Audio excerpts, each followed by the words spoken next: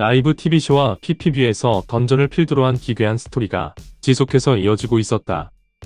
급기야 메인 스토리의 일부로 얼음을 깨고 미이라가 나오는가 하면 옥상에서 떨어진 자이언트가 뭐 일도 없었다는 듯이 멀쩡히 걸어 다니는 등 난해한 엔터테이닝이 연출되었다. 그러나 비숍은 이러한 비현실적인 엔터테이닝보다는 근본적으로 리얼리티에 치중한 레슬링 본연의 매력에 더 큰 관심을 지니고 있었다. 그는 난해한 스토리에 대한 시청자들의 불신을 전환시키고자 레슬링의 진면목을 다루는 일본 스타일에 일찌감치 주목했다. WCW의 부사장에 오른 후 이 부분을 주도적으로 진행하려 했던 비숍이었지만 그의 앞에는 골물대로 골문 후 끝내 터져버리고 만 협력사와의 문제가 고스란히 남아있었다. 과거 WCW는 신일본 프로레슬링과 제휴를 맺어 상호 간의 시너지를 도모하고자 했다. 1991년부터 매년 도쿄돔에서 합동 이벤트를 개최했던 그들은 인재 교류 프로그램을 만들어 서로의 로스터를 자신들에 의해 세우는 협력 또한 추진한다. 신일본 측은 이 프로그램을 활용해 WCW 선수들을 파견받아 자신들의 투어에 출전시킴으로써 흥행과 입지를 다지려 했다. 비숍의 오랜 절친인 써니 오누의 기억에 따르면 신일본은 그 대가로 연간 40만 달러 이상을 WCW 측에 지불했다고 전했다. 비숍 역시 이와 관련하여 이전 경영진이 제휴 비용으로 5천만 엔을 받았던 것으로 기억했는데 이는 당시 환율을 적용할 시 금액적으로 일치하는 부분이다.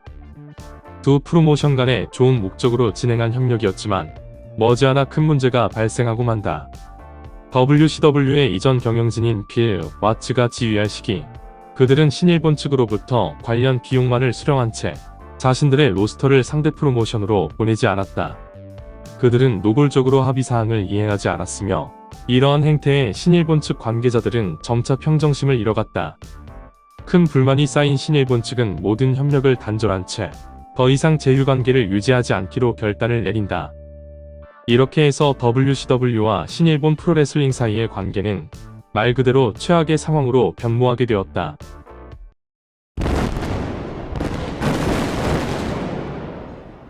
물론 이 모든 문제들은 비숍이 직접 관여한 것이 아닌 즉 전임자 시절에 발생한 일들이었다.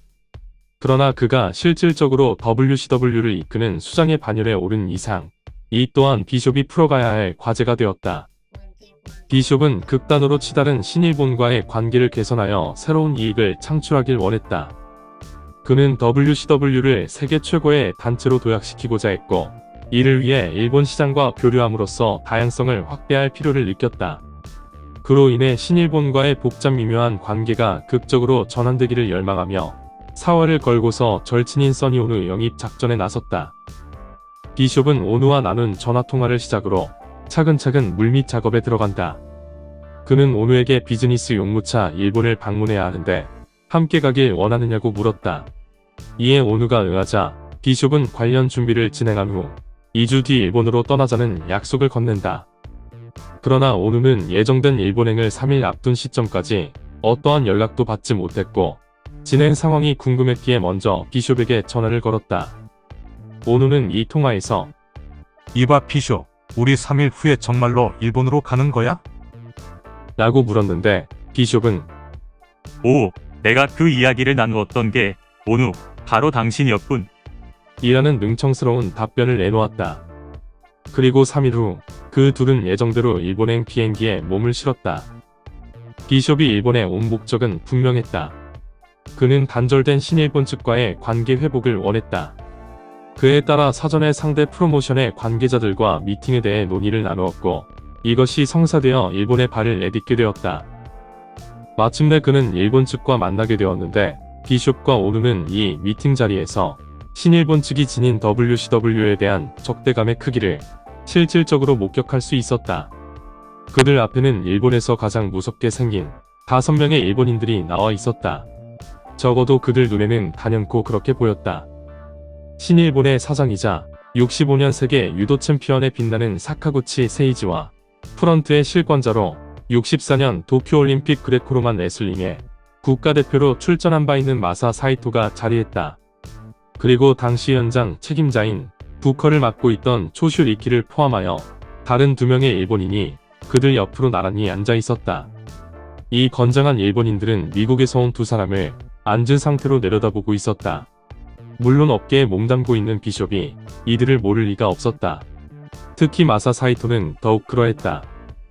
사이토와 형성된 유대는 없었지만 비숍은 어린 시절 그가 활약하는 모습을 TV를 통해 봐왔었고 당시 AWA에 출연한 사이토의 레슬링과 프로모에 깊은 인상을 받았다. 참고로 사이토는 프로모 도중 영어를 사용하지 않았는데 어린 비숍의 눈에 이러한 사이토의 모습이 그를 더욱더 미스테리한 존재로 만들었다고 한다. 이 만남을 기점으로 그 둘은 서로를 향한 존중을 쌓아간다.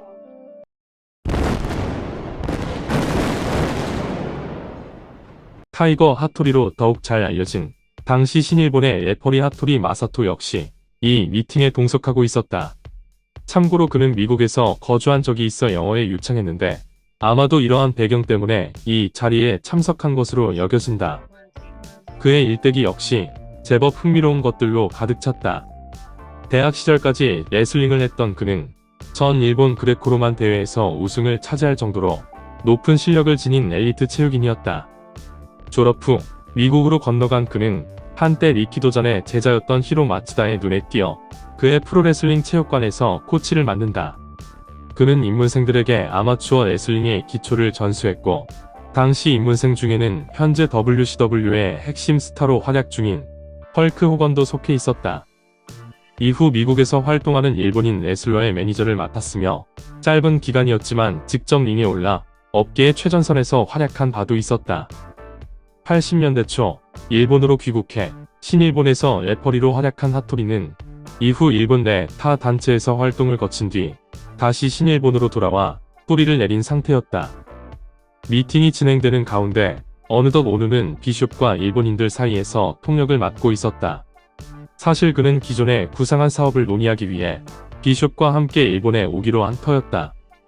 오누는 가라데쇼 개최를 추진하고자 했는데 이 자리는 전혀 다른 성격의 미팅이었고 예기치 않게 모두가 그의 입에 집중하는 상황으로 전개되었다. 11살 때 일본을 떠나 미국에서 성장한 오누는 영어가 더욱 익숙한 사람이었다. 물론 일본어도 구사할 수 있었지만 이 같은 비즈니스 업무를 도맡아 통역을 진행하기에는 어느 정도 무리가 따랐다. 양측의 원활한 의사전달을 위해서 오히려 오누보다는 하토리가 훨씬 더 나은 선택일 수도 있었다. 그러나 하토리는 굳이 이 자리에서 나서지 않은 채 묵묵히 미팅에 임했을 뿐이었다. 미팅에 참석한 오누의 목적이 어찌되었든 간에 분위기상 그는 계속해서 통역을 이어갈 수밖에 없었다. 그러던 와중 오누는 비숍에게서 황당한 소리를 듣고 만다.